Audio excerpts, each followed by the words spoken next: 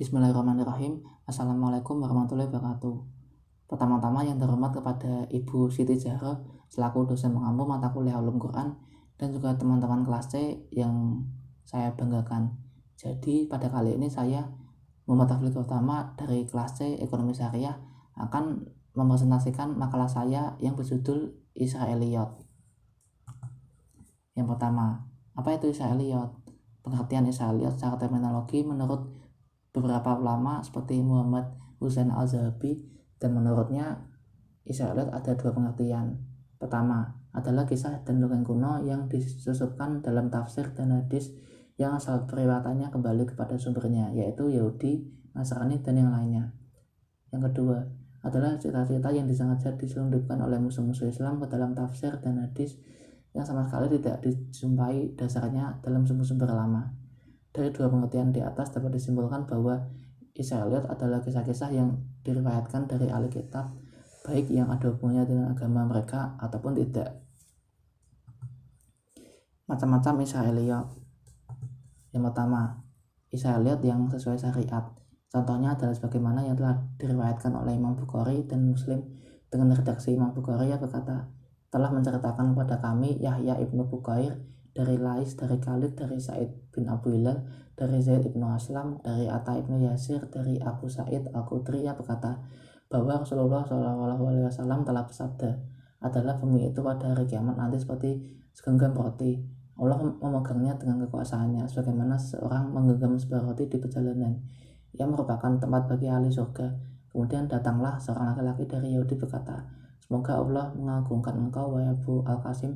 Tidaklah kau ingin menceritakan kepadamu tempat ahli surga pada hari kiamat nanti?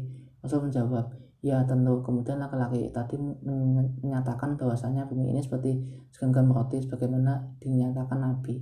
Kemudian Rasul melihat kepada kami semua sampai terlihat geram giginya. Jadi intinya kisah-kisah yang sahih dan benar yang tentunya sejalan dengan kandungan isi Al-Quran serta akal sehat, maka hukumnya diperbolehkan untuk meriwayatkannya. Diperbolehkan juga untuk menjadikan hal itu sebagai hujah atau dalil. Yang kedua, Israeliyot yang bertentangan dengan syariat. Contohnya adalah tentang kisah Harun adalah seorang nabi yang membuat anak sapi, lalu ia mengajak umatnya untuk menyembahnya. Demikian juga keterangan ayat yang menjelaskan bahwa Allah menyelesaikan seluruh pekerjaannya pada hari ke-7 lalu istirahat pada hari tersebut, seperti kisah Yusuf, Daud, Sulaiman, ataupun kisah-kisah yang termuat dalam Tauratnya yang menyebutkan bahwa yang telah disembelih adalah Ishak, bukannya Ismail. Tetap cerita-cerita ini tidak diperbolehkan untuk meriwayatkannya ataupun menyebutkannya kecuali dengan menyatakan sebuah penjelasan tentang kebohongannya. Nabi sendiri telah melarang para sahabatnya untuk meriwayatkannya serta mengambil kisah-kisah ini. Yang terakhir ada Israeliyot yang didiamkan. Maksud dari didiamkannya Israeliyot ini adalah bahwa tidak ada pembenaran terhadap kisah-kisah Israeliyot yang ini dan juga tidak ada pernyataan tentang kesalahannya. Untuk menyikapi terhadap Israeliyot ini yang didiamkan ini, maka yang lebih utama adalah meninggalkannya atau tidak meriwayatkannya dan juga menghindari untuk membahas kisah-kisah Israeliyot ini. Sumber dan cara penyebaran Israeliyot. Israeliyot pada umumnya berasal dari tokoh-tokoh Yahudi yang kemudian masuk Islam, baik dari kalangan sahabat maupun tabi'in. Adapun proses penyebaran Israeliyot diantaranya yaitu yang pertama, perbedaan metodologi antara Taurat, Al-Quran, dan Injil. Al-Quran pada umumnya mengemukakan kisah-kisah umat terdahulu secara global dan ringkas, karena dimaksudkan hanya sekedar memberikan ibrah pelajaran bagi manusia. Sedangkan Taurat dan Injil mengemukakannya secara terperinci perihal pelaku, waktu, dan tempatnya. Ketika menginginkan pengetahuan secara terperinci tentang kisah-kisah tersebut, umat Islam datang bertanya kepada kelompok Yahudi dan Nasrani yang dianggapnya lebih tahu. Di sini terjadi proses tanya jawab antara masyarakat Arab dengan kelompok Yahudi dan Nasrani. Yang kedua, rendahnya kebudayaan masyarakat Arab. Menjelang kelahiran Islam, kebudayaan masyarakat Arab relatif lebih rendah daripada kebudayaan Al-Alkitab karena kehidupan mereka yang nomadik dan ummi. Meskipun Al-Alkitab di sekitar Jazirah Arab juga selalu berpindah-pindah, namun pengetahuan mereka terhadap sejarah masa lampau jauh lebih dalam. Yang ketiga, justifikasi dalil-dalil nakliyah adanya dalil-dalil nakli baik dari Al-Quran maupun dari hadis yang dipahami masyarakat Arab sebagai pembenaran bagi mereka untuk bertanya kepada Alkitab tentang kisah-kisah masa lampau. Atas dasar itu pula lah ada di kalangan sahabat tabi'in maupun generasi sesudahnya yang menerima sekaligus menyebarkan Israiliyat ini ke tengah-tengah umat Islam. Yang keempat, heterogenitas penduduk. Menjelang masa kenabian Muhammad Shallallahu Alaihi Wasallam, Jazirah Arab juga dihuni oleh kelompok Al-Alkitab. Tekanan dan penyiksaan yang dilakukan bangsa Romawi menyebabkan mereka melakukan imigrasi ke Jazirah Arab.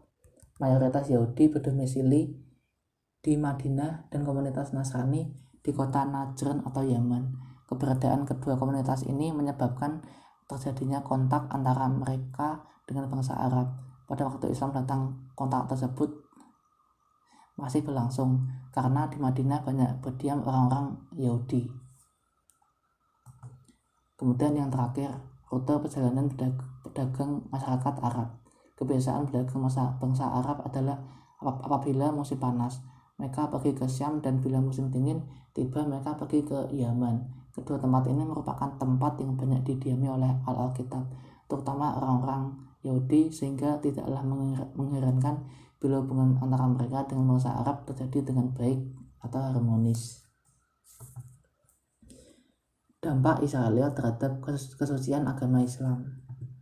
Tak disangka, periwayatan Israiliyat ini menurut Muhammad Hussein Al-Zahabi mengandung beberapa unsur negatif yang berdampak terhadap Islam.